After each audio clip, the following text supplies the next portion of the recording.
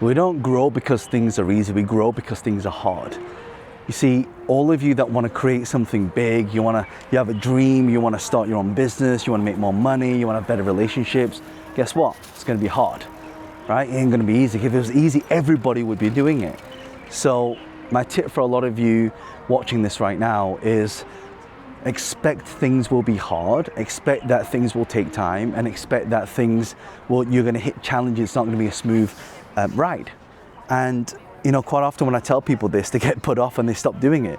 But that's part of the challenge. In fact, we should not really be focusing on what the end goal is going to be. That's going to come anyway. It's going to come naturally. What we really want to be focusing on is what are you doing every single day that's getting you there? Because when we have discipline, when we have focus, when we have action, that equals success. You see, there's this rule called the 21-90 rule. How does it work?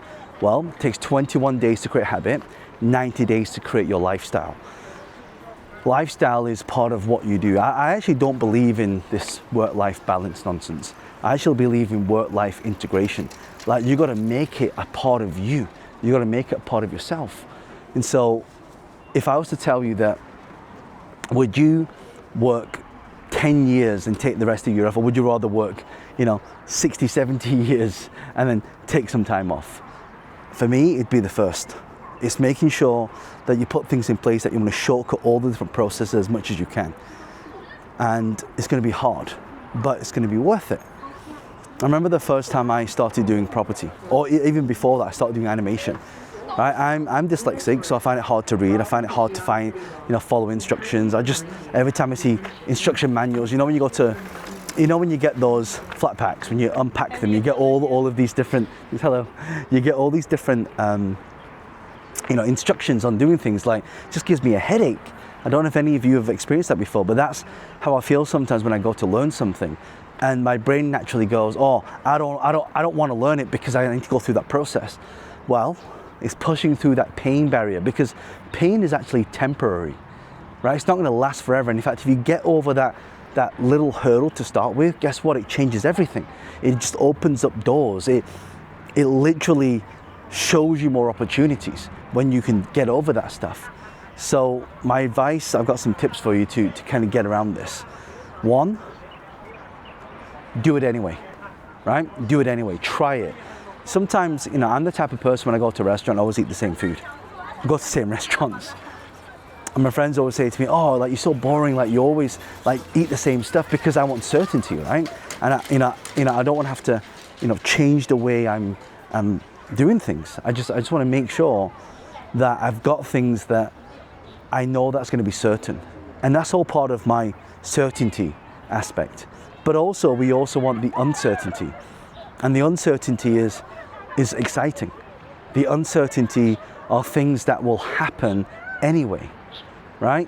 Whether you like it or not. Things are never going to go to plan, right? It's not only going to be hard, but it's actually not going to go to plan, right? But what happens is you'll get one thing that feeds into the next. It's like a stepping stone.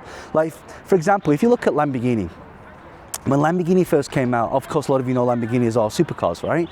They never sold supercars to start with. They sold tractors to start with. So the business models were completely different as and when they started. So my advice to all of you is this.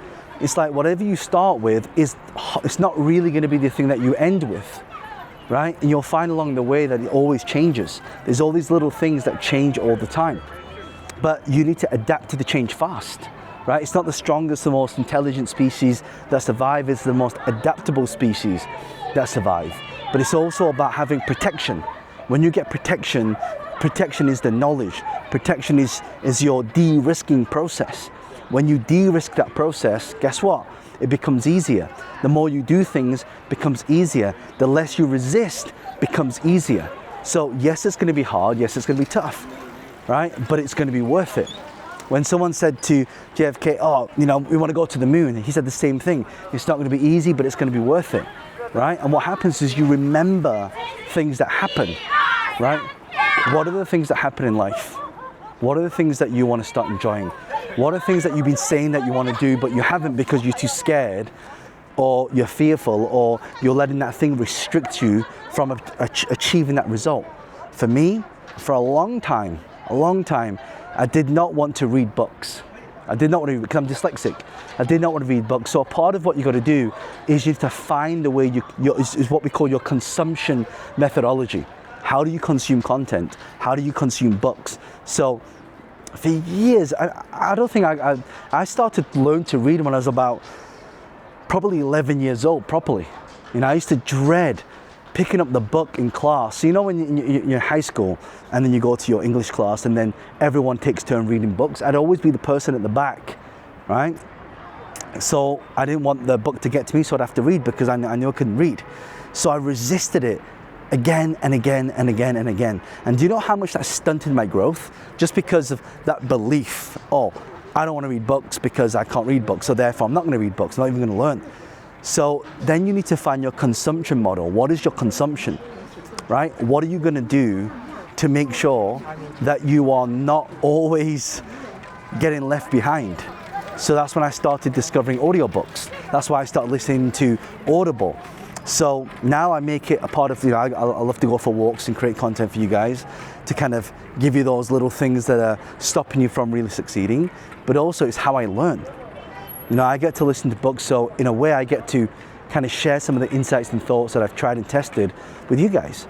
So the second thing I want you to think about as well when it comes to things that are hard, right? Find somebody who can make it easy for you. What does that mean? So I remember when I first started in real estate, for me it was so hard to do. Why? Because of the fact I wasn't just not able to, find deals. I didn't know how to find deals to start with. So I found someone who knew how to do it really easily. So the way I was doing it, no wonder it was so hard. I was going to all the estate agents, I was knocking on people's doors all the time. I was basically chasing the deals. And chasing the deals is not the best way to do it. And the way he did it is instead of having to go on, the analogy is me going out trying to catch the butterfly with my net. His way of doing it is I set the net and then they all come and then I catch them at the same time. In fact, where I am right now, this is the Xi'an City Wall, right? So in the olden days, this is where all the soldiers used to have all the weapons and ammunition, and that's where the bridge would be. So one day they fake opening the bridge, so all the enemies come in, and once all the enemies come in, what happens? They have all the soldiers lined up here, all the archers, all the enemies in there, and bang, they ambush them. So that's kind of what his strategy was with real estate, and I didn't quite think of it like that. I thought you had to work hard, but actually you can work smart hard, and that's the difference. So if you're looking at things and they're really, really hard, second thing is find someone to make it easy for you. That's why it's always good to get a mentor, get a coach, because they can explain things. I'll give you another example. I'm not really good at speaking Mandarin. I hardly understand it. So I have someone who can speak Mandarin. I've got 3 people around me that can speak Mandarin whilst we're here right now, plus a translator, plus my AI translator. So, and I do want to make it easy for me. So I want you to know that whatever you find hard, find a piece of tech that can also make it easier. Find a person that can also make it easy for you as well. The third thing, by the way, if you've got any questions for me, leave the questions below and I'll personally come and answer those questions myself. And also, if you find someone who's having a hard time, do me a favor and share this with them as well. Like, send it to them and say, look, if you're having a hard time, if you're struggling to get things done, then just make sure that you do, check this video out and just send it to them on WhatsApp. Right. Third one, this is the most important lesson. When you are doing things that are hard, you're gonna make the mistakes. There's no bones about that. You will make the mistakes, you will hit challenges, you will hit problems, but what I guarantee you is this: if you have plan A, plan B, plan C to overcome that, you will now be you'll have less stress, you'll have less anxiety because you've de-risked the process. So when I started investing in companies, I had no idea how to invest in companies, and I lost a lot of money doing that until someone taught me how to look at the decks, until someone taught me how to do due diligence in companies, until someone taught me how to actually make your ideas and your investments de-risked by looking at the company's cash flow, looking at the company's profile, looking at the company's directors. That's one of the reasons, actually, if you're going to invest in companies, look at which other people are on that company and how many of them exits before. And if you can find people who've done exits, that will make a massive impact to your business and the ones that you invest in. So de-risking the process makes a massive impact for you finding things that are hard. Again, it is going to be hard, but it is going to be worth it. If you do these 3 things, I promise you, it'll be like drawing all the bees into the nest and you capture them at the same time. Now, do me a favor and check out this video here, because this one will make a massive impact to your life as well. Check it out.